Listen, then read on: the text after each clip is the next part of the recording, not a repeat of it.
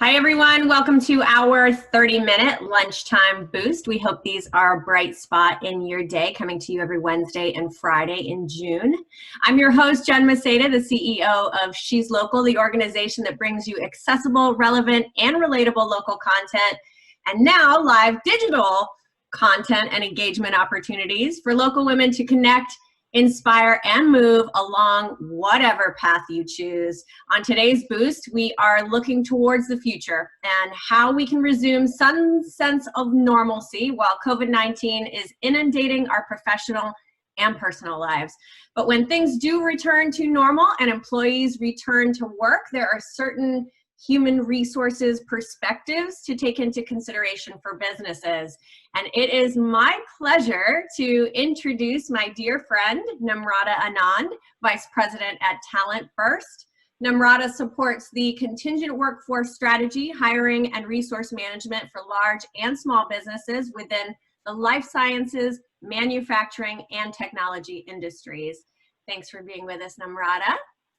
Thank you, Jen. Also with us today is Keisha O'Marde. Keisha is the head of human resources at Symmons Industries based in Braintree, Mass. On the home front, Keisha is kept very busy by her sons Joshua, age 2, and Jamie, age 6, and husband Colin. That happens to be my dad's name. Keisha is originally from the Caribbean island of Antigua and enjoys anything colorful like watching amazing sunsets and vibrant music, and of course, dancing, which we are gonna go do, Keisha. Welcome, both of you. Oh, you're muted, Keisha. I am. Thanks for having me, Jen. Thanks for being here. All right, Keisha, let's start with you. Please explain to us some strategies as you are bringing your employees back to the workforce in certain ways. What does the new normal work environment look like for your large organization, and what are some strategies you're implementing now? Yeah, thank you for that. It really is a lot because we're the first thing for all of us is safety, right? We want to make sure that when our people walk into the buildings that they feel safe when they return. And that's not easy in this world that we're working in right now. So we've done a lot of work behind the scenes in terms of really thinking through what does it mean to create a safe environment in these COVID-19 times.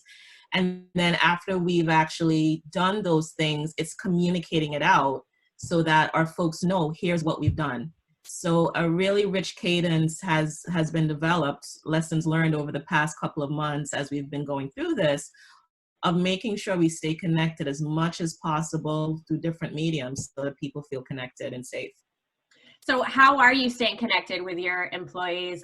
We do a lot of Zoom calls, but are there other platforms that you're using for entertainment, relaxation, and also for productivity? Yeah, thank you for that. Yes, and yes. We have a very diverse workforce. So we're a manufacturing company based in Braintree. And so we have a factory where we were designated as an essential workforce. So they never stopped working. All during, when we were, shut down, they were going in every single day.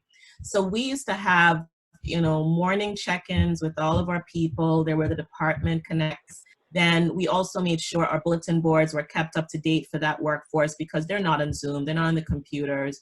And we're also trying to socially distance as much as possible. So we had a lot more one-to-one interactions with our people, and which is always great, it's always ideal, it takes more work, but it typically is the most impactful.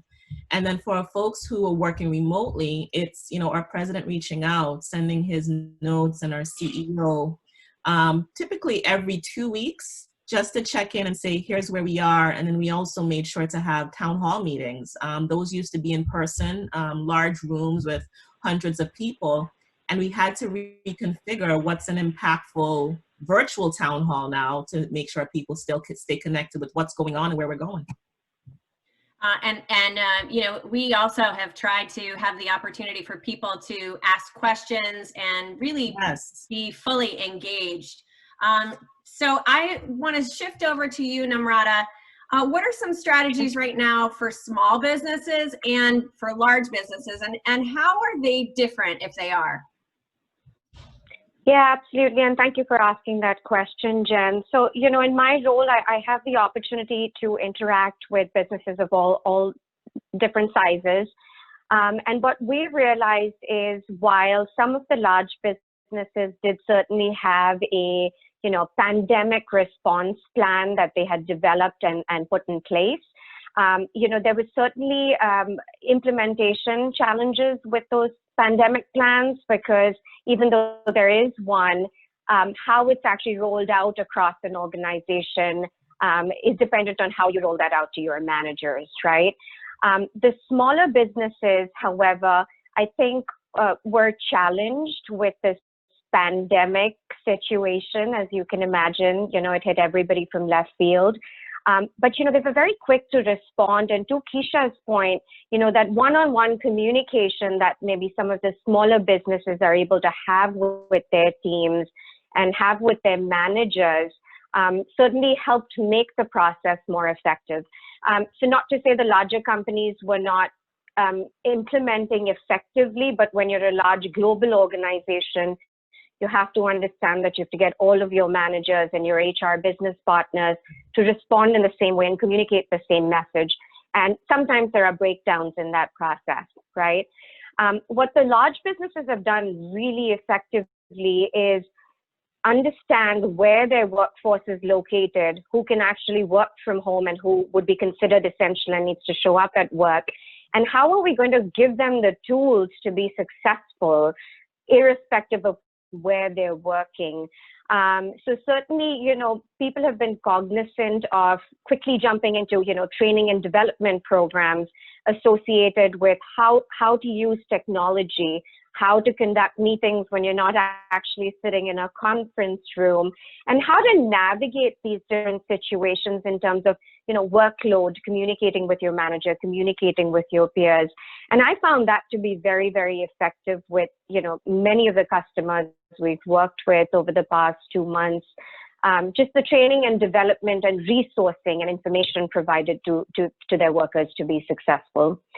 So, when you try to create a distinction, Jen, between small companies and large employers, it really all comes down to, how well and how quickly can a company, irrespective of size, identify with its workers and respond to what they need in this existing situation. Yeah, I've been reading a lot about employee upskilling, and that's really in part what you're talking about. These are the new skills that you need to be effective in your current role, but also, we've seen a lot of small businesses having to close. We've seen a lot of furloughed employees.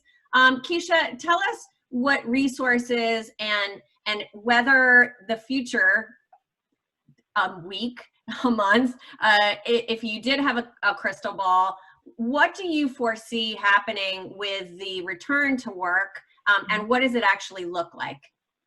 Yeah, it unfolds day by day. It really does. One of the lessons learned as a leadership team is 3-month plan, 6-month plan, tough.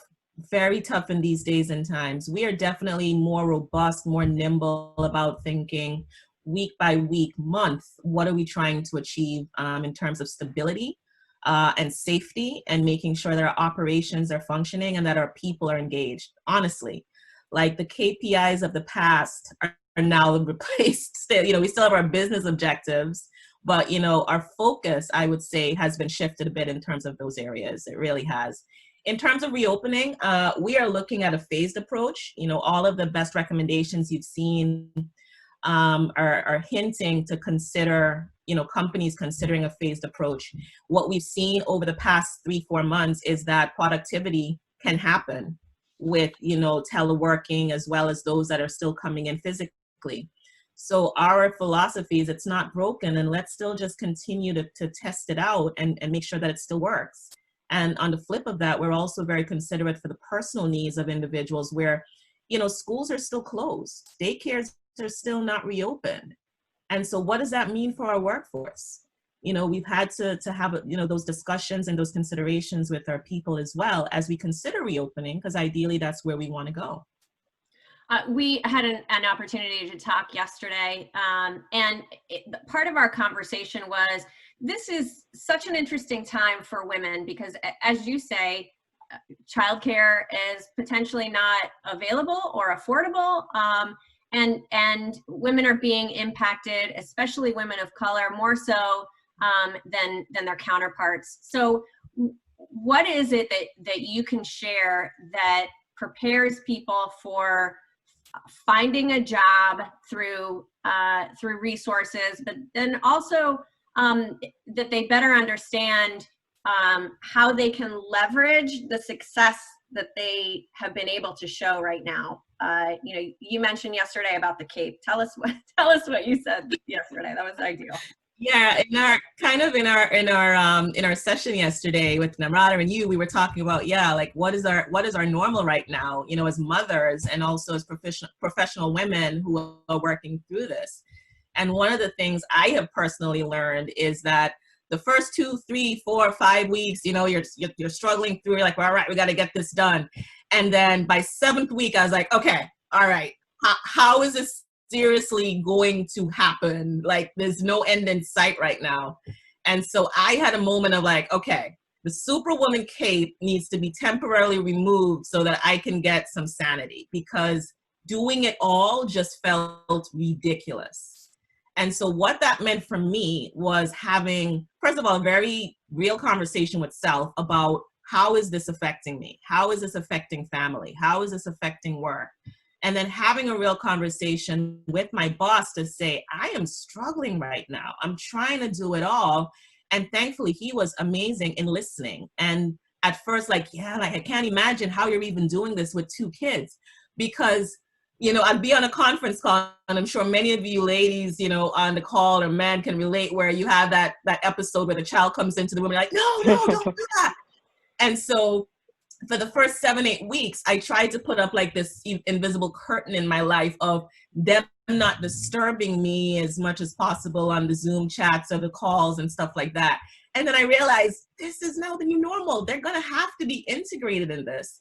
So I had to work around even the hours that I'd be available, and I said, listen, it's bewitching hour in my house between 10 to noon. I can't work those hours anymore, because I realized that 10 to noon, it is chaos in my house. And that is not the best look. So it's having those real conversations. It's working out with your employer that you are still committed. You are still absolutely wanting to do what needs to get done. But, you know, there are maybe times when you're going to be a limited resource in terms of being able to be the most effective in doing that.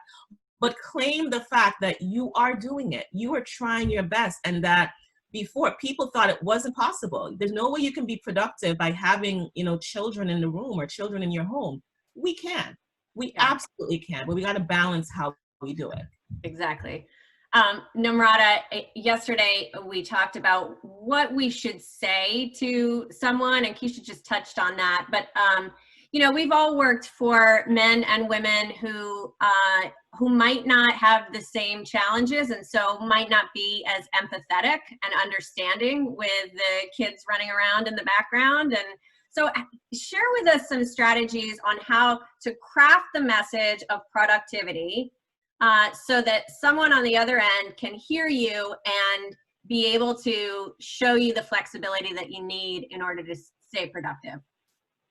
Sure, and that's a great question, Jen. So I think, to take a step back, the first most important thing is to understand how we manage ourselves through this crisis situation, right? What are our challenges? How are we responding to them?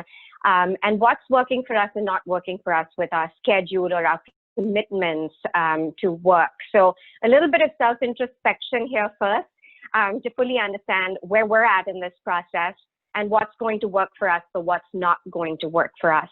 And then when you identify what's not working, you know, it's also necessary to think of a solution, right? Most managers would say, if you're going to come to me with a problem, be ready to present a solution.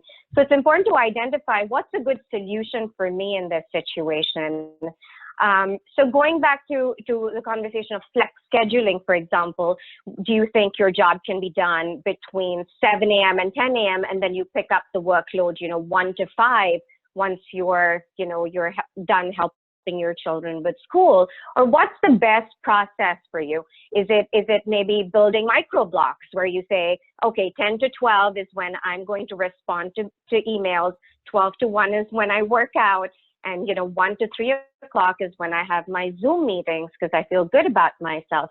It's once you identify what's going to be the most productive method for you, it's imperative to engage in conversations with your manager, with your HR business partner, just with your peers in your team, to also understand how are they functioning and if it's going to work. But my biggest recommendation is do not be afraid to have that conversation with your manager or with your HR team, because while we might feel we're dealing with this all by ourselves, I can guarantee you everybody's dealing with a certain level of struggle at this point. So if you were perhaps in a situation previously where you were hesitant, as a woman or whatever the case might be, to step up and say, I can't do this today, or I need to change the way I work. That is changing. That sentiment is changing. And I think, people and managers are more appreciative now of you rather being upfront about challenges and, working together to find solutions, right? Because everybody wants everybody to stay productive. On the flip side, if you are, a woman, for example, in a leadership position, I would urge you to have those conversations with members of your team. Be more proactive. Talk to the working moms. Talk to anybody that's working from home, just to understand what their situation is, because that's going to enable them to feel more comfortable to come out with it and say, this is working for me. This is what we need to change. So that communication at both ends is very, very important. And while we're all trying to meet our deliverables every day, it's important now to maybe take 30 minutes or an hour out of our day, each day perhaps, to interact with our team and get to know where they're at in the process to help them be productive. That's really helpful. Okay, if I could add to what Namrata just said there, it's true. It's you are not alone. So often we go through different scenarios and we think in our heads, is it just me? And we worry about taking that step out to be able to call for potentially what our needs are. But I encourage all of us, think about truly what is important and how you'll be your best self. And, if you are able to have that connection, have those conversations, then it typically is really of great benefit to both parties. It is. And are businesses now having more of a personalization based on what the employees' needs are? So, having that conversation, is there a way that you can sort of barter for time or whatever your priority is? Oh, yeah, sorry. I can. Did you want to take that question? Well, no, I wasn't sure who Jen directed that to. Apologies. Go ahead. Either of you. Go for it. Yeah. No, so I'll go ahead and take that. There are certain new priorities for all of us as HR professionals, for example, right? One of the biggest priorities is how do we rewrite our business policies and our employee policies to make it more employee friendly. We're always trying to find ways to make the work environment more suitable to the employees. And I think in engaging in those conversations and understanding what's working and what's not working, Jen, is really going to enable us as we move through the next 3, 6, or 9 months to reshape how we're all communicating and doing business, right? So, going back to your question, when you work as a team and you're working remotely, it really comes down to what the deliverables are, how you can reassess, your responsibilities with your manager and toward the organization. And if you have to step back for a little while, that's perhaps a good idea, or perhaps transition into a role where you could potentially be more effective in your work from home environment. So it's, having those conversations internally within the organization to understand where those opportunities lie for you to perhaps be more successful. That's great. Thank you. Keisha, we talked about self-care. How should employees that are trying to stay productive include that, and is it important? Oh, 1,000,000%. I gave the analogy yesterday, I think on our call, of like an empty cup. If you have nothing in your cup, if you have nothing in your vessel, then you have nothing to give, right? So for many of us, we will give and give and give and give, and then you realize that there's not much more left, and so you're running on fumes. So self-care is really important in terms of just creating that ability to not just help yourself, but help others. In taking a step back, even think about in a workforce right now where you have essential workers or people returning, people are being asked to wear masks all day. So one of the considerations that we've had is more, frequent breaks potentially, so that people can just go out and get fresh air, so that they are able to come back and, be better selves in terms of being able to work in an environment where we're saying for your best self as well, protect yourself. You have to wear this thing. And for most of us who've had that thing on, I don't care how comfortable it is or what style it is, after a while, it can impact you. So having those breaks, still socially distancing, taking some time to reset, really important. For those of us who are working from home, my recommendation there is just be very cognizant of your environment. As I've worked primarily from home from the past 3 months, I did a conscious effort to really even reorganize what does my space look like so I feel more comfortable and I feel more effective. I've had more pictures put up. Like, this used to be a space I'd pop in for maybe an hour a week. Now I'm here for 7 hours a day. So how am I most comfortable? Is the chair in the right place? Do I have my water bottle? Do I need to open the window so I can get some fresh air coming in so I can get that stimulation? And then don't be afraid to go outside. If you have a laptop, that you can go out and get that stimulation in terms of the natural benefits and being outside, getting some sunshine and some air to be able to fuel your cup. Yeah. Self-care is critical. Critical. Thank you. We've got 2 comments here, and then we're going to open it up to some questions. If you have a reaction button down at the bottom of your Zoom screen, you can give us a thumbs up or a clap of hands, and we'll come directly to you. Just want to read these in the group chat.